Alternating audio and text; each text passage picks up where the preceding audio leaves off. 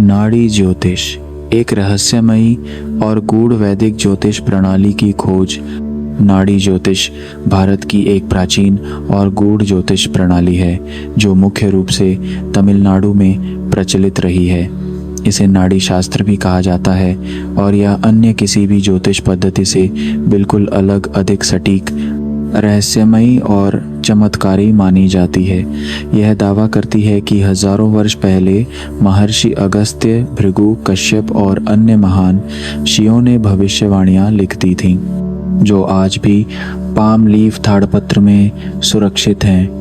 ये पत्ते व्यक्ति के अंगूठे के निशान के आधार पर खोजे जाते हैं और उसमें व्यक्ति के पूरे जीवन की कहानी जन्म से लेकर मृत्यु तक पहले से ही लिखी होती है।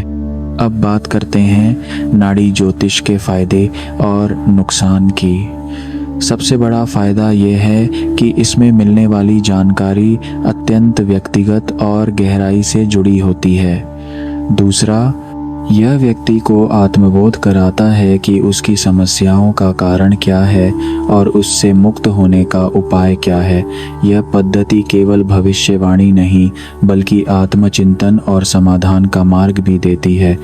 परंतु इसके कुछ नुकसान या सीमाएं भी हैं।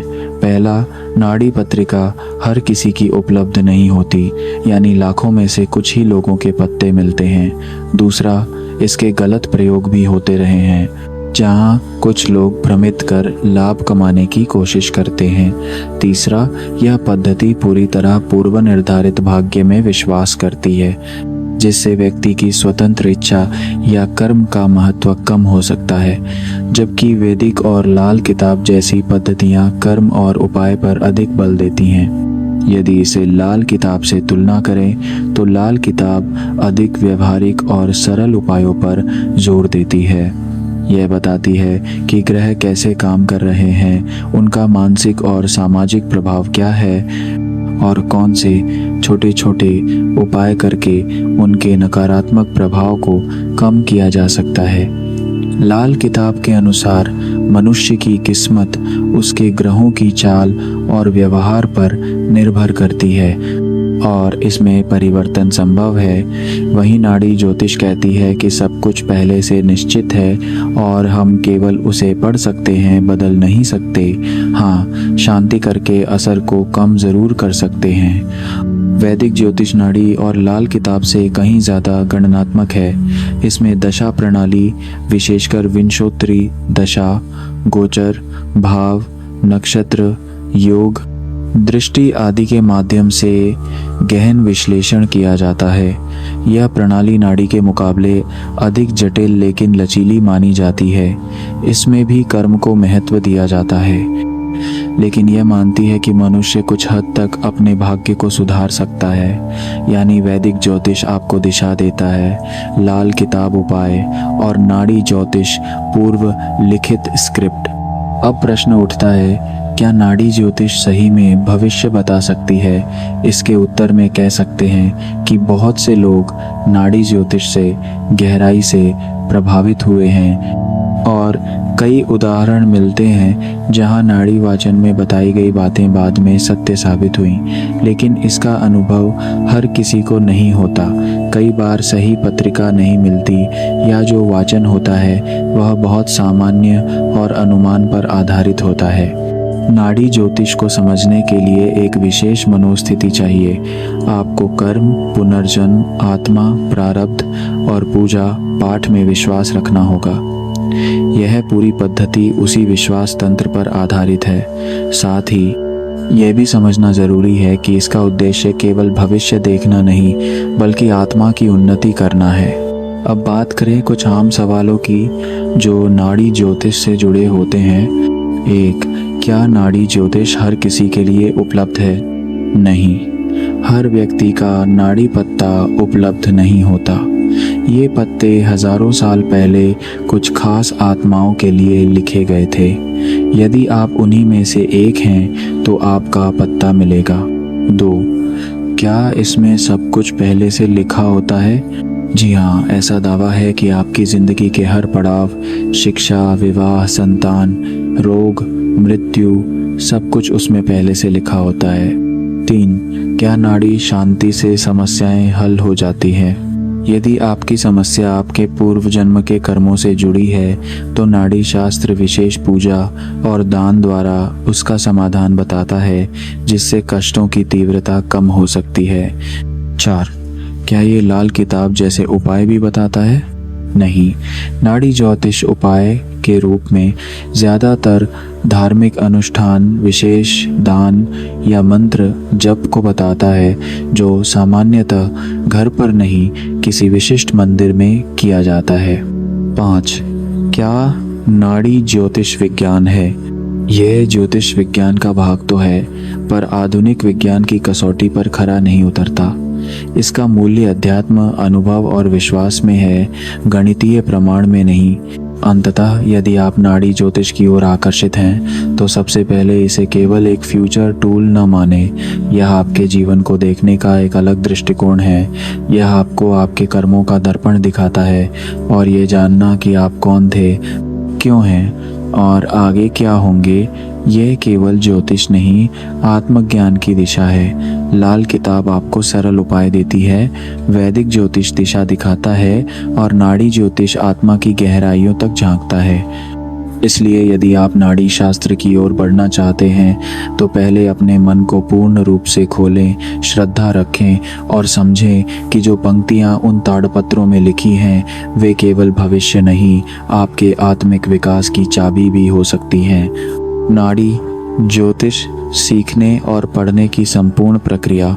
सबसे पहले ये समझना ज़रूरी है कि नाड़ी ज्योतिष केवल पढ़ना या गणना करना नहीं है, यह एक साधना है।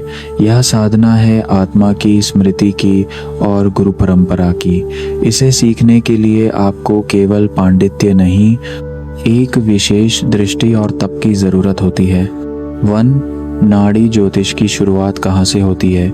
नाड़ी ज्योतिष की जड़ें दक्षिण भारत, विशेषकर तमिलनाडु के कुछ नाड़ी वाचन केंद्रों में हैं, जैसे वैथीश्वरन कोइल।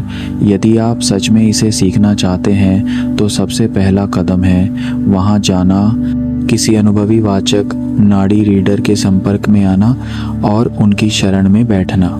यह गुरु परंपरा से चलने वाली विद्या है, इसलिए किताबें पढ़कर इसे पूरी तरह नहीं सीखा जा सकता। आपको किसी अनुभवी वाचक के साथ बैठकर यह समझना होता है कि एक नाड़ी पत्ता कैसे खोजा जाता है, कैसे पढ़ा जाता है और उस पर लिखे श्लोकों का भावार्थ कैसे समझा जाता है। 2. नाड़ी पत्ते क्या होते हैं और कैसे पढ़े जाते हैं? नाड़ी शास्त्र ताड़पत्रों पर आधारित होता है। ये पत्ते तमिल या ब्राह्मी लिपि में लिखे होते हैं और इनमें संस्कृत, तमिल और तेलुगु मिश्रित भाषा पाई जाती है। पढ़ने की प्रक्रिया कुछ इस तरह होती है। सबसे पहले व्यक्ति के अंगूठे के निशान लिए जाते हैं। इस निशान के आधार पर संबंधित वर्ग की नाड़ी को खोजा जाता है, जिसे नाड़ी सूक्ति कहा जाता है। पुरुषों के लिए दाहिने हाथ का और महिलाओं के लिए बाएं हाथ का अंगूठा लिया जाता है। उसके बाद वाचक उस सूक्ति के अंतर्गत आने वाले ताड़पत्रों में से एक एक करके पढ़ता है। हर पत्ता एक श्लोक होता है जिसमें संकेत मिलते हैं, जैसे नाम के पहले अक्षर, माता पिता के नाम, जन्म स्थान, राशि आदि। जब किसी व्यक्ति से संबंधित जानकारी पूरी तरह मेल खा जाती है तब समझा जाता है कि यही उसका नाड़ी पत्र है। इसके बाद उससे जुड़े भविष्यफल, पूर्व जन्म की कथा, समस्याओं के कारण और समाधान पढ़े जाते हैं। 3. नाड़ी को पढ़ना कैसे सीखा जाता है?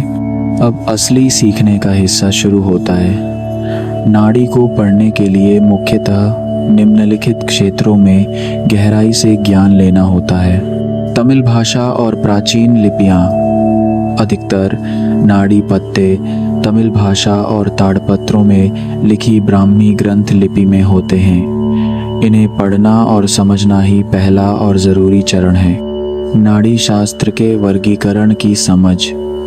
अगस्त्य नाड़ी, भृगु नाड़ी, कौशिक नाड़ी, शुक्र नाड़ी जैसी विभिन्न नाड़ियों का अध्ययन करना होता है।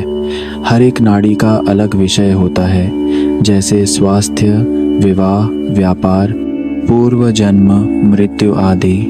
संकेतों की व्याख्या करना।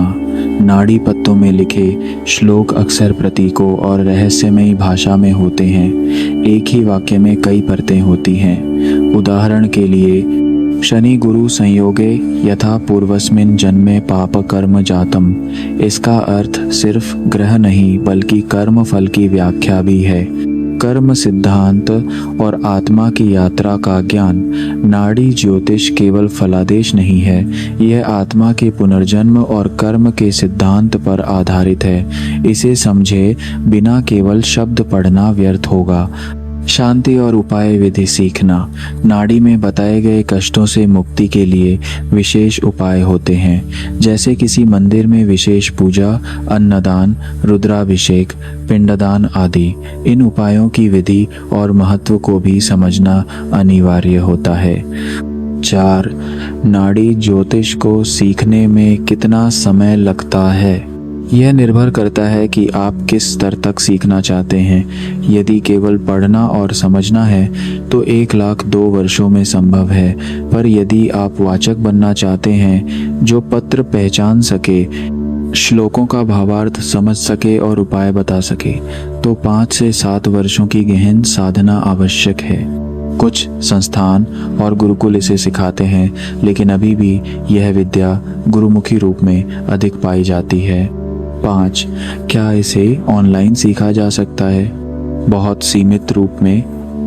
कुछ संस्थाएं तमिल में नाड़ी ग्रंथों का डिजिटाइजेशन कर रही हैं, पर उनमें केवल सामग्री होती है, भावार्थ नहीं, क्योंकि बिना गुरुकुल अनुभव और भाषा ज्ञान के ये ग्रंथ केवल रहस्य ही रह जाते हैं। इसलिए यदि आप गंभीर हैं तो तमिलनाडु जाकर किसी नाड़ी परिवार में गुरुकुल रूप से जुड़ना सबसे उपयुक्त रहेगा। 6. क्या इसकी प्रामाणिकता की परख भी सिखाई जाती है? हाँ, एक अच्छा नाड़ी वाचक केवल पत्ता नहीं पढ़ता, वह यह भी देखता है कि जो पत्ता मिला है वो असली है या नहीं।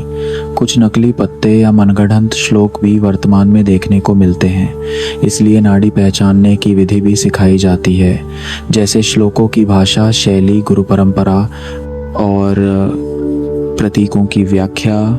सैन, नाड़ी ज्योतिष में त्रिकाल दर्शन कैसे होता है?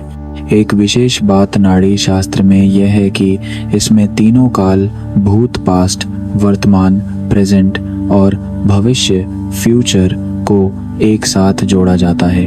नाड़ी पढ़ते समय वाचक व्यक्ति के जन्म के पहले जन्म के कर्म, इस जन्म के परिणाम और भविष्य के प्रभाव को एक ही कहानी की तरह पढ़ता है। यहाँ तक कि वह यह भी बता सकता है कि किस मंदिर में जाने से आपकी कौन सी बाधा दूर होगी, किस दिन किस नाम की स्त्री से आपका विवाह होगा, किस दिशा में जाने पर दुर्घटना होगी। यह जानकारी तभी संभव है जब वाचक त्रिकालदर्शी श्लोकों की गूढ़ समझ रखता हो। अंत में, क्या आप नाड़ी ज्योतिष सीख सकते हैं? हाँ, बिल्कुल, लेकिन इसके लिए आपको निम्नलिखित 5 बातों की तैयारी करनी होगी। तमिल भाषा और लिपियों की समझ, गुरु या संस्था से सीधा शिक्षण, धैर्य, श्रद्धा और तप का अभ्यास, कर्म सिद्धांत और पुनर्जन्म में विश्वास, अनुभव आधारित अभ्यास और सतत साधना।